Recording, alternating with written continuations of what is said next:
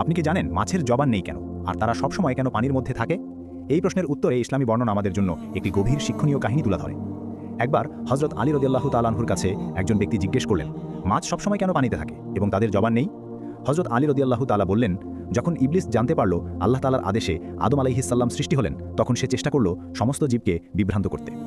প্রথমে মাছগুলো জলে এবং স্থলে দুই জায়গায় বাস করত, কিন্তু ইবলিস ভয় ও বিভ্রান্তি ছড়াতে থাকায় তারা জলে চলে গেল। এরপর আল্লাহর পক্ষ থেকে ঘোষণা আসে যে মাছ শুধুমাত্র পানিতে থাকবে, যদি তারা পানির বাইরে যায় তারা মারা যাবে। এছাড়াও আল্লাহ তাদের জবান বন্ধ করেছেন যাতে তারা মানুষের দিকে বিপজ্জনক বার্তা পৌঁছাতে না পারে।